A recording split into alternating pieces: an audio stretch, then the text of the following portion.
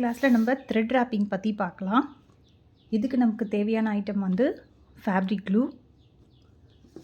என்ன colour threads வேணுமோ த்ரெட்ஸுங்க, cutter, and மெயினாக நமக்கு ஸ்ட்ராண்ட்ஸ் எடுக்கிறதுக்கு நமக்கு என்ன கன்வீனியண்ட்டாக இருக்கோ அது மாதிரி எடுத்துக்கோங்க. நான் வந்து இந்த உடன் ஸ்கேலில் வந்து எடுத்து எனக்கு கன்வீனியண்ட்டாக இருக்கும். எனக்கு இதில் நான் பழகிக்கிட்டேன்.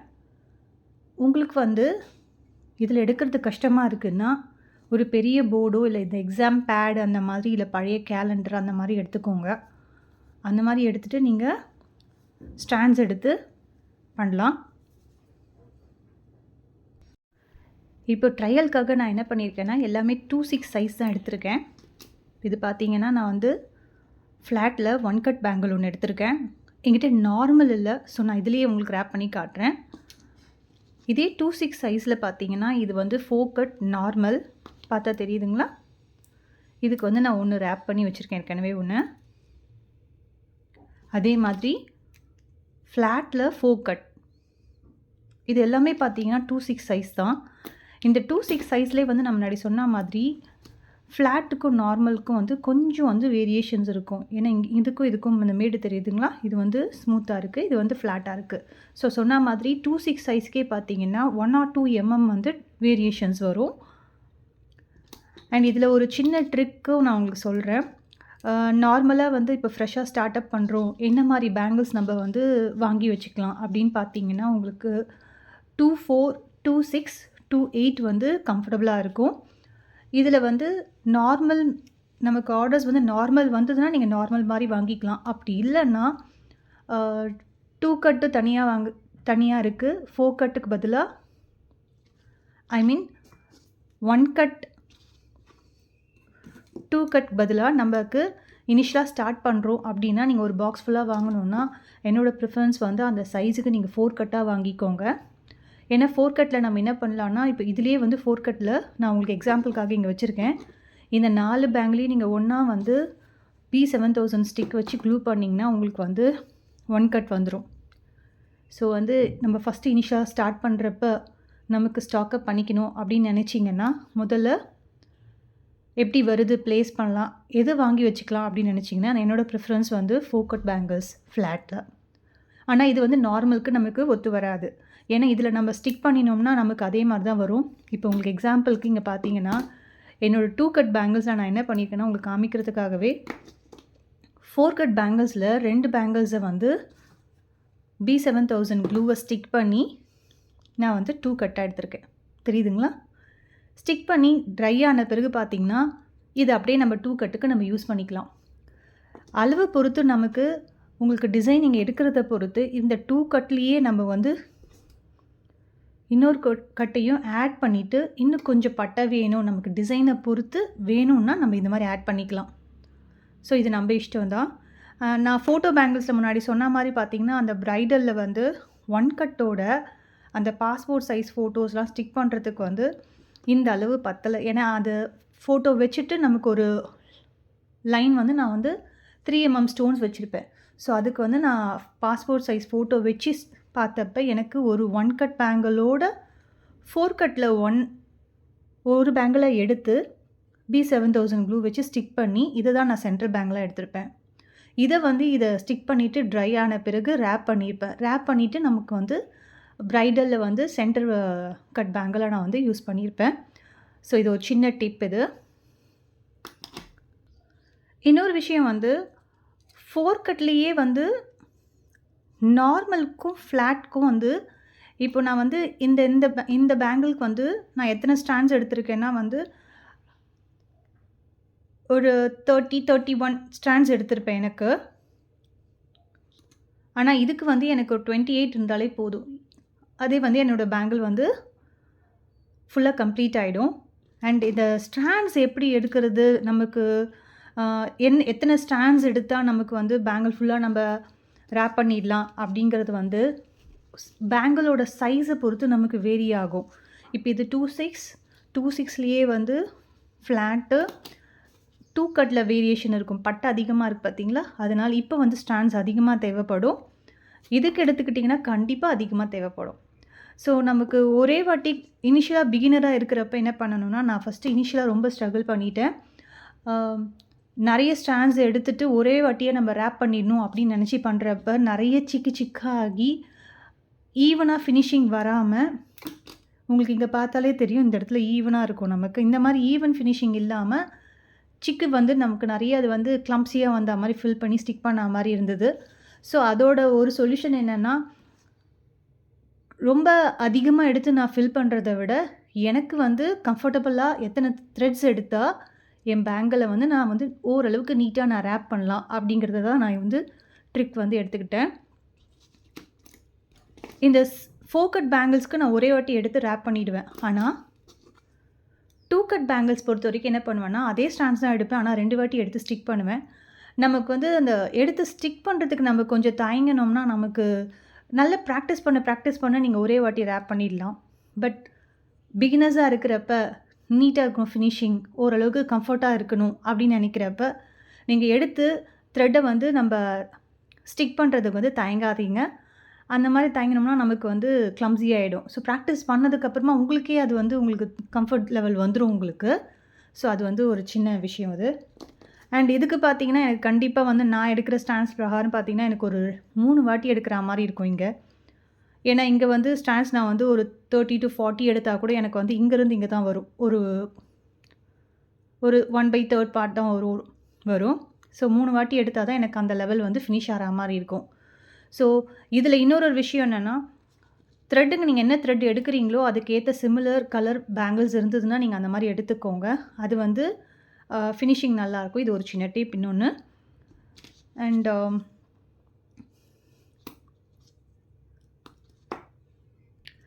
இன்னொன்று, நீங்கள் என்ன டிசைன் யூஸ் பண்ணுறீங்கன்றதை பொறுத்து நம்ம ஸ்டிக் பண்ணிக்கலாம். இப்போ நீங்கள் மேலே ஃபுல்லாக கம்ப்ளீட்டாக நம்ம டிசைன் வைக்க போகிறோம், நம்ம எங்கே ஸ்டிக் பண்ணாலும் மேலே வந்து கண்டிப்பாக க்ளூ போட்டு நம்ம ஃபுல் குந்தன் வந்து நம்ம ரெடி பண்ண போகிறோம். அப்படின்றப்ப உங்களுக்கு த்ரெட்டு எங்கே ஸ்டிக் பண்ணியிருக்கோன்றது வந்து அங்கே தெரியாது, மேலே ஸ்டிக் பண்ணியிருக்கோம். ஏன்னா அதுக்கு மேலே கண்டிப்பாக ஸ்டோன்ஸ் வைக்க போகிறோம். ஸோ அந்த மாதிரி ஹெவி ஒர்க்டாக இருக்கிறப்ப நீங்கள் மேலே வந்து ஸ்டிக் பண்ணிவிட்டு நீங்கள் உள்ளே சுற்றுனீங்கன்னா உள்ளே ஃபினிஷிங் வந்து ஈவனாக இருக்கும்.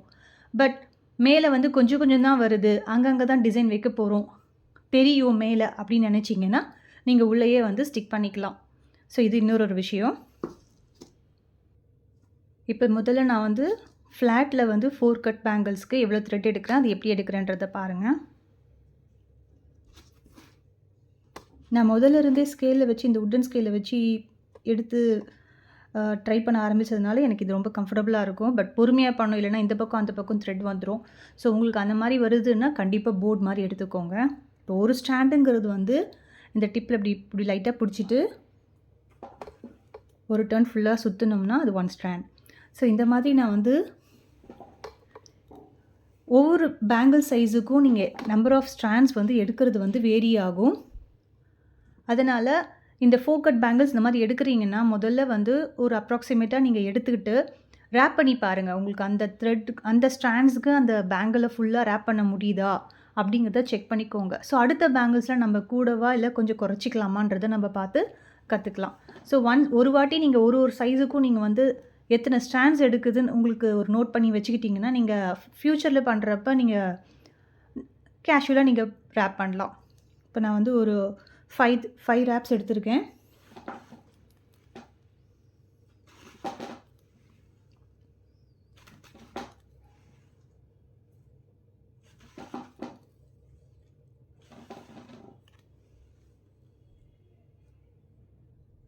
இப்போ பார்த்தீங்கன்னா ஒரு 31 to 32 ஸ்ட்ராண்ட்ஸ் எடுத்திருப்பேன் நான். இப்படி பிடிச்சிக்கோங்க.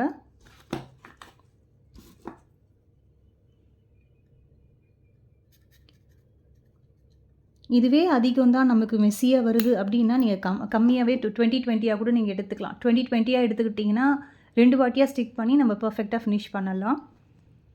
இப்போ இந்த மாதிரி வந்து கட் பண்ணி எடுத்துகிட்ட உடனே இப்படி பிடிச்சிக்கோங்க.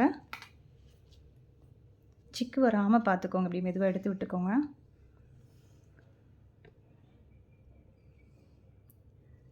இந்த எட்ஜில் வந்து மெதுவாக அப்படி பிடிச்சிட்டு தெரியுதுங்களா,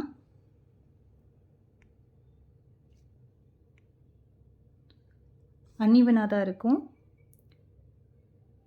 ஸோ இந்த மாதிரி லைட்டாக க்ளூ அப்ளை பண்ணிவிட்டு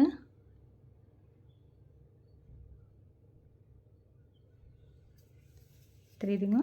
இந்த மாதிரி எடுத்துகிட்டு கட்டர் வச்சு ஈவன் ஆக்கிறதுக்காக இந்த மாதிரி கட் பண்ணிக்கோங்க. ஸோ எல்லாம் கிட்டக்கா ஒழுங்காக வந்துருச்சுங்களா? நமக்கு ஃப்ளாட்டாக வந்துருச்சா? இப்போ வந்து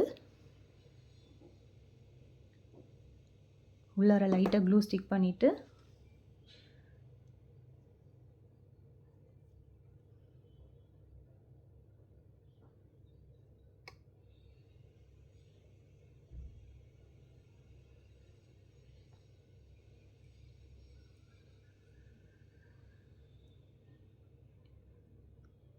இந்த மாதிரி பர்ஃபெக்டாக ஸ்டிக் பண்ணிடலாம்.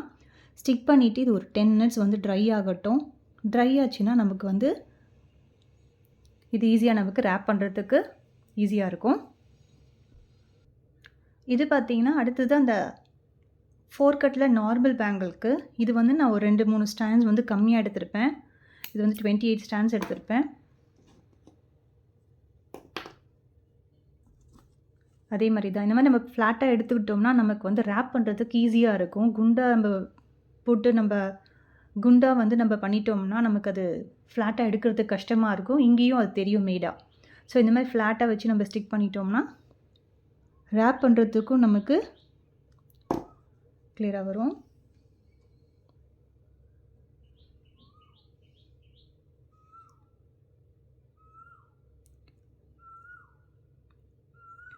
இந்த வீடியோவில் நான் உங்களுக்கு வந்து நார்மலில் வந்து 4 கட் பேங்கிளும் ஃப்ளாட்டில் வந்து 4 கட் 2 கட் 1 கட் பேங்கிளை நான் உங்களுக்கு வந்து ரேப் பண்ணி காட்டுறேன். ஸோ இதுதான் பேசிக்கு. ஸோ இதை வச்சு தான் நம்ம வந்து ப்ராக்டிஸ் பண்ண நமக்கு வந்துடும். பாருங்கள். அடுத்தது பார்த்தீங்கன்னா 2 கட் பேங்கிள்ஸில் இதுக்கு வந்து நான் ஒரு 30 ஸ்டாண்ட்ஸ் எடுத்திருக்கேன். இது நான் 2 வாட்டியே எடுத்து நான் ஸ்டிக் பண்ணி ரேப் பண்ண போகிறேன். நீங்கள் இந்த மாதிரி நிறைய பேங்கிள்ஸ் வந்து ஸ்டிக் பண்ண போகிறீங்க அப்படின்னா என்ன பண்ணலான்னா, முதல்ல நீங்கள் வந்து ஒரு பேங்கிளுக்கு எடுத்து ரேப் பண்ணிவிட்டு எத்தனை த்ரெட்டு நமக்கு தேவைப்படுதுன்னு பார்த்துட்ட பிறகு செக் பண்ணிட்ட பிறகு ரிமைனிங்க்கெல்லாம் நீங்கள் என்ன பண்ணலான்னா, முதல்ல த்ரெட்டை எடுத்து இந்த மாதிரி நம்ம ஸ்டிக் பண்ணி வச்சுக்கலாம். ஸோ இந்த மாதிரி நீங்கள் த்ரெட்டை எடுத்து ஸ்டிக் பண்ணி வச்சுட்டிங்கன்னா லாஸ்ட்டாக ஃபினிஷ் பண்ணுறதுக்குள்ளார உங்களுக்கு ஃபஸ்ட்டு நீங்கள் ஸ்டிக் பண்ண பேங்கிள் வந்து ட்ரை ஆகிட்டு இருக்கும். அப்போ எடுத்து அப்படியே நம்ம இன்ஸ்டண்ட்டாக எடுத்து நம்ம டைம் வேஸ்ட் பண்ணாமல் நம்ம அடுத்தது அதை வந்து ரேப் பண்ண ஆரம்பிக்கலாம். இப்போ பார்த்தீங்கன்னா அந்த 4 கட்டில் வந்து ஃப்ளாட்டுக்கும் நான் ஸ்டிக் பண்ணி வச்சுருக்கேன், நார்மலுக்கும் ஸ்டிக் பண்ணி வச்சுருக்கேன். இப்போ வந்து 2 கட்டுக்கும் ஸ்டிக் பண்ணி வச்சுருக்கேன். இப்போ 1 கட்டுக்கும் நான் ஸ்டிக் பண்ணி முடிக்கிறப்ப நான் ஃபஸ்ட்டு வச்ச பேங்கிளோட த்ரெட் வந்து எனக்கு வந்து க்ளூ வந்து ட்ரை ஆகிட்டு இருக்கும். நான் அப்படியே எடுத்து நான் உங்களுக்கு ரேப் பண்ணி காட்ட போகிறேன். இப்போ இந்த சிங்கிள் கட் பேங்கிள் பார்த்திங்கன்னா மேலேருந்து வைக்கணுன்ற அவசியம் இல்லை. நம்ம கீழே பாதி போர்ஷன் வச்சா போதும். ஏன்னு கேட்டால் நம்ம அடுத்தது வந்து பக்கத்தில் ஒரு ஃபினிஷ் பண்ணுறதை வந்து நம்ம கரெக்டாக அங்கே வச்சு நம்ம ஃபினிஷ் பண்ணிக்கலாம்.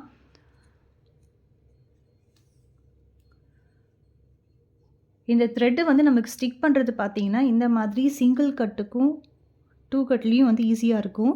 பட் 4 கட் அதை விட குட்டியாக இருக்குது. 6 கட் அந்த மாதிரி பேங்கிள்ஸில் உள்ளே வைக்கிறப்பவே நமக்கு அந்த சைஸ் வந்து ரொம்ப குட்டியாக இருக்கும். வைக்கிறதுக்கு வந்து பார்த்திங்கன்னா இப்போ வந்து சிங்கிள் கட்டில் 4 கட்டில் பார்த்திங்கன்னா குட்டியாக இருக்குங்களா? ஸோ இதுவே நமக்கு கொஞ்சம் இதுவாக இருக்கும். இதை விட கம்மியாக நீங்கள் 6 கட் பேங்கிள்ஸ்லாம் எடுத்திங்கன்னா அந்த அளவு இன்னும் குட்டியாக இருக்கும். ஸோ அதில் உள்ளார வச்சு நம்ம ஸ்டிக் பண்ணுறதே கொஞ்சம் கஷ்டமாக இருக்கும். ஸோ அதுதான் வந்து நான் பேங்கிள் டைப்ஸில் நான் சொல்லியிருப்பேன் உங்களுக்கு.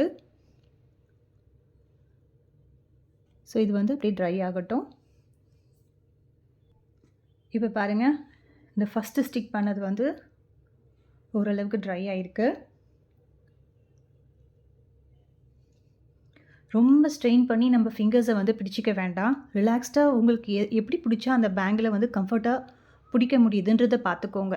அது வந்து ஒவ்வொருத்தரோட விரல் ஹேண்ட்லிங்கு, அது வந்து நம்ம இந்த க்ளூ கன்னில் நான் சொல்லுவேன் பார்த்தீங்களா, உங்களுக்கு எடுக்கிறப்ப உங்களுக்கு எப்படி கம்ஃபர்ட்டாக இருக்கோ நீங்கள் அதை பார்த்துக்கணும். யூஸ் பண்ணுறப்ப உங்களுக்கு தெரியும். அதே மாதிரி தான் இந்த த்ரெட் ரேப்பிங் கூட எப்படி பிடிச்சி நமக்கு ரேப் பண்ணால் டைட்டாக பிடிச்சி நம்ம ரேப் பண்ணுறோம், முடியுது, ஈஸியாக முடியுதுன்றதை நம்ம பார்த்துக்கணும்.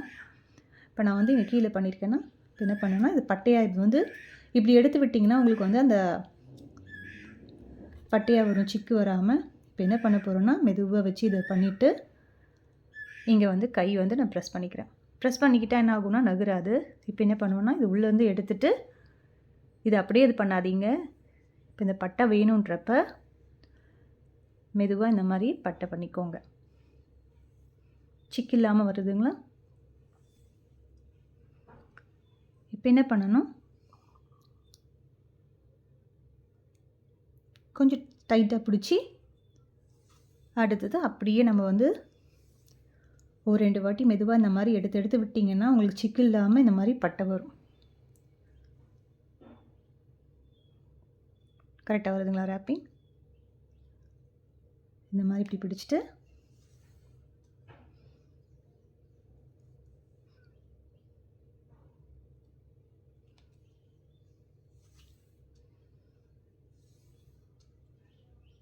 இந்த மாதிரி ஸ்டிஃபாக உங்களுக்கு எந்த இடத்துல பேங்க் பிடிச்சிக்கோங்க. நூல் வராமல் டைட்டாக இங்கே பிடிச்சிக்காச்சு.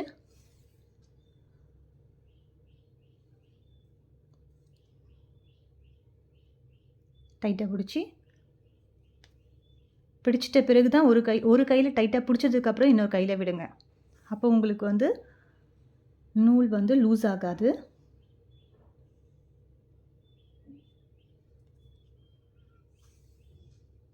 ஓகே,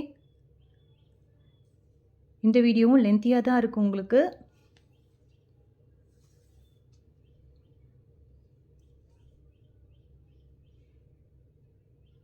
இந்த மாதிரி தூரம் வந்துருச்சு நகர்ந்துருச்சு அப்படின்றப்ப நீங்கள் பார்க்குறப்ப கொஞ்சம் இப்படி வச்சு கிட்ட பண்ணிங்கன்னா உங்களுக்கு வந்து உள்ளர பேங்கிள் வந்து அந்த இழை வந்து தெரியாமல் இருக்கும். கரெக்ட் பண்ணிட்ட பிறகு பிடிச்சிட்டு உள்ளேருந்து எடுத்துக்கோங்க. இதில் இன்னொரு சின்ன டிப் கூட இருக்குது. இந்த மாதிரி நீங்கள் நூல் எடுத்து ஒரு சில நேரத்தில் நம்ம ஃபினிஷ் பண்ணிகிட்டே வருவோம். ஃபினிஷ் பண்ணிவிட்டு வரப்போ பார்த்தீங்கன்னா உங்களுக்கு இவ்வளோ தான் இருக்கும், ஆனால் நூல் முடிஞ்சிட்ருக்கும். ஸோ அதுக்கு ஒரு சின்ன ட்ரிக் என்னென்னா, மெதுவாக அதை ரிவர்ஸில் வந்து நூலில் வந்து 2 பேங்கில் இதே மாதிரி பிடிச்சிட்டு ரிவர்ஸில் எடுங்க. இந்த மாதிரி இதை பிடிச்சிட்டு அன்ரேப் பண்ணுங்கள். அன்ரேப் பண்ணிட்டு மறுபடியும் ரேப் பண்ணுறப்ப இன்னும் கொஞ்சம் பட்டையாக பிடிச்சி நீங்கள் ரேப் பண்ணிகிட்டே வந்தீங்கன்னா அந்த ஸ்பேஸையும் நம்ம வந்து ஈஸியாக கவர் பண்ணிடலாம். இது மாதிரி நான் வந்து ஒரு சில பேங்கிள்ஸில் பண்ணியிருக்கேன். ஸோ அதனால தான் அந்த ஐடியாவை இங்கே நான் உங்களுக்கு சொல்கிறேன். அந்த கொஞ்சம் போர்ஷனுக்காக மறுபடியும் நம்ம வேறு நூல் எடுத்து ஸ்டிக் பண்ணணும் அப்படின்னு நம்ம தயங்குவோம் பார்த்தீங்களா? அப்போ வந்து நீங்கள் இந்த மாதிரி பண்ணலாம். ரேப் பண்ணதை அன்ரேப் மெதுவாக பண்ணிவிட்டு இன்னும் கொஞ்சம் பட்டையாக எடுத்துகிட்டு நீங்கள் கவர் பண்ணிகிட்டே வந்தீங்கன்னா அந்த ஸ்பேஸ் வந்து உங்களுக்கு ஃபினிஷப் ஆகிடும்.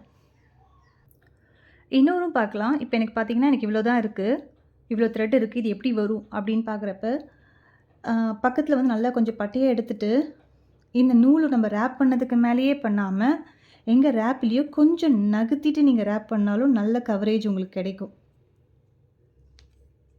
த்ரெட்டு வந்து நல்ல கவரேஜ் கிடைக்கும். அப்போ என்ன ஆகும்னா நம்ம ஈஸியாக வந்து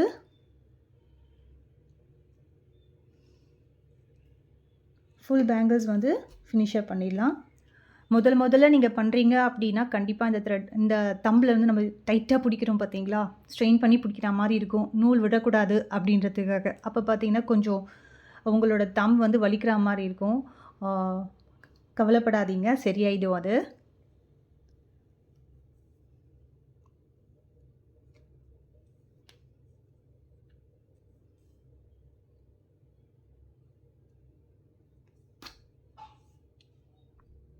இப்போ இங்கே பார்த்தீங்கன்னா நான் ஃபினிஷ் பண்ண போகிறேன்.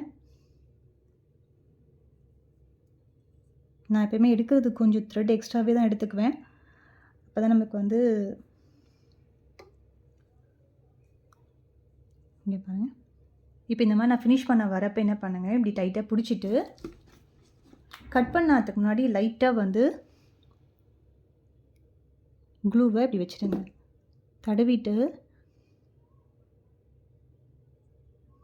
இப்படி பிடிச்சிட்டு கீழே இப்படி பண்ணதுக்கப்புறமா எவ்வளோ வேணுமோ நம்ம அவ்வளோ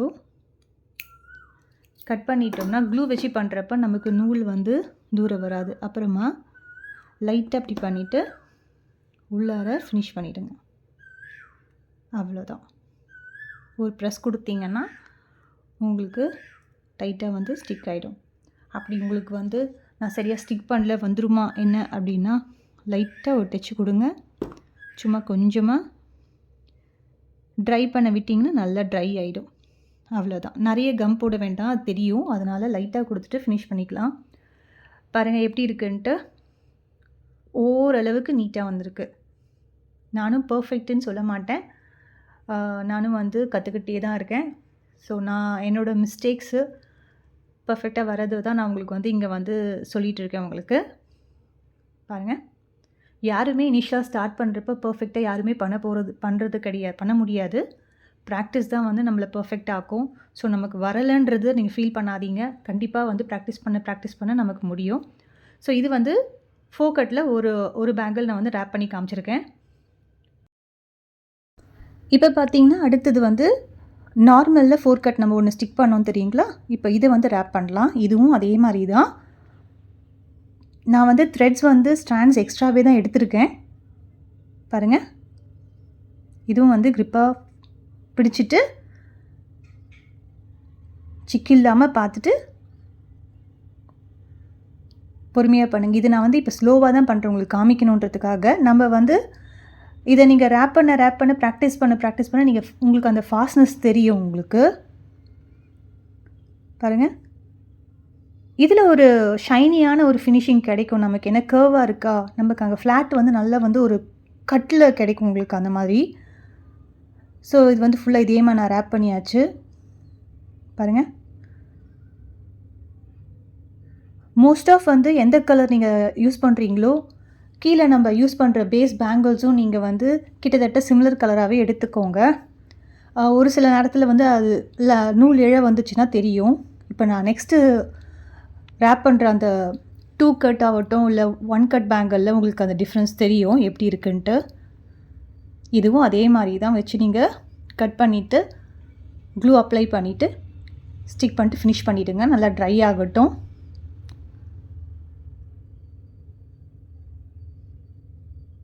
அடுத்த வீடியோஸில் நம்ம வந்து இதில் ஒரு அந்த பார்ட்டிஷனிங் ஆகட்டும், ஒரு டிசைன் எப்படி பண்ணுறது சிம்பிளாக அப்படிங்கிறத வந்து நம்ம இந்த பேங்கிள்ஸ் எப்படி பண்ணலாம் அப்படிங்கிற அடுத்த ஸ்டெப்பும் நான் வந்து நெக்ஸ்ட் வீடியோஸில் போடுறேன். ப்ளேலிஸ்ட்டில் நான் வந்து ஆடப் பண்ணிகிட்டே வரேன். என்னோடய ப்ளேலிஸ்ட்டில் செக் பண்ணிக்கோங்க. இப்போ அடுத்தது வந்து 2 கட்டில் இப்போ இங்கே பார்த்தீங்கன்னா வந்து நான் ரெட் கலர் பேஸுக்கு கோல்டன் கலர் எடுத்திருக்கேன். ஸோ இங்கே வந்து உங்களுக்கு அந்த டிஃப்ரென்ஸ் தெரியும். மேலே வந்து ஹெவியாக நம்ம ஒர்க் பண்ணுறோம் அப்படின்னா எல்லாமே நமக்கு கவர் ஆகிடும். அப்படி இல்லைன்னா கொஞ்சம் அந்த ரெட் கலர் கீழே தெரியாத மாதிரி நம்ம பார்த்து ரேப் பண்ணணும். பாருங்கள், இதில் வந்து நீங்கள் நல்ல பிடிச்சியே நீங்கள் நல்லா பண்ணலாம். நல்ல ஒரு கட் கிடைக்கும் உங்களுக்கு. ஸோ இதுவும் அதே மாதிரி தான்.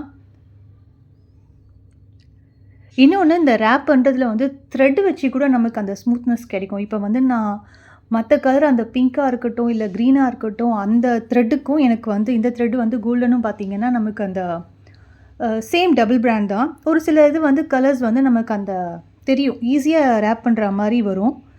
பாருங்கள், நான் சொன்ன மாதிரி இது ஃபுல்லாக நான் பண்ண போகிறதில்ல. இதில் வந்து நான் எடுத்துருக்கிற த்ரெட்டுக்கு இன்னும் கொஞ்சம் எடுத்து தான் நான் ரேப் பண்ண போகிறேன்.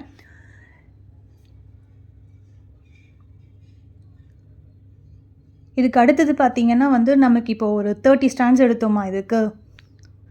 நீங்கள் 40 to 45 எடுத்திங்கன்னா நல்ல ப்ராக்டிஸ் பண்ணிங்கன்னா உங்களுக்கு ஃபுல்லாகவே முடிஞ்சிடும். நான் அடுத்தது வந்து ஒரு 15 இல்லை 20 அந்த மாதிரி நான் வந்து எடுத்து மறுபடியும் இங்கே ஸ்டிக் பண்ணிவிட்டு அடுத்தது நான் வந்து கண்டினியூ பண்ணுவேன்.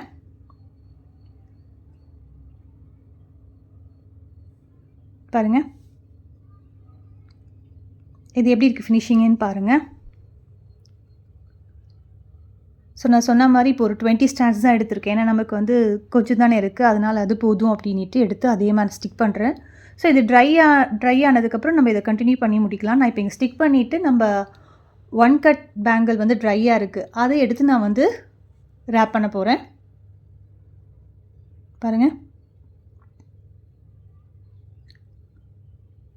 இது வந்து நான் சொன்ன மாதிரி எனக்கு ஒரு 3 டைம்ஸ் ஆகும். நான் எடுத்துருக்கிற 30 ஸ்ட்ராண்ட்ஸுக்கு வந்து பார்த்திங்கன்னா எனக்கு ஒரு 3 டைம்ஸ் நான் வந்து எடுக்கிற மாதிரி இருக்கும். இது மாதிரி நீங்கள் ப்ரெஸ் பண்ணிவிட்டு பிடிச்சிட்டு எடுத்து பண்ணுங்கள். இதில் வந்து மேலே வந்து பேங்கிளுக்கு மேலே சீக்கிரமாக நூல் வரா மாதிரி இருக்கும். அதனால் அதை பார்த்து ஃபினிஷ் பண்ணிவிட்டு அப்படி ஸ்மூத் பண்ணிவிட்டு டைட்டாக பிடிச்சிட்டு பண்ணுங்கள். அதே ப்ரொசீஜர் தான். ஸோ நூல் எழ தூரம் வந்தாலும் நீங்கள் அதை ரொட்டேட் பண்ண எடுத்து சரி பண்ணிக்கலாம். பாருங்கள், நல்ல ட்ரை ஆகிட்டதுனால நல்லா டைட்டாக பிடிச்சே நான் பண்ணுறேன். இதே மாதிரி பாருங்கள், நான் எடுத்த 30 ஸ்ட்ராண்ட்ஸ்க்கு எனக்கு வந்து கொஞ்சம் தான் வந்திருக்கு. இப்போ இங்கே என்ன பண்ண போகிறேன்னா, நான் பாதி போர்ஷன் தான் ஸ்டிக் பண்ண போகிறேன். ரிமைனிங் பாதியில் அடுத்த நூல் இது வந்து நான் ஸ்டிக் பண்ணிவிட்டு கண்டினியூ பண்ண போகிறேன்.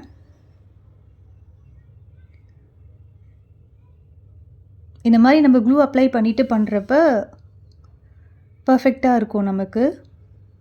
பாருங்கள்,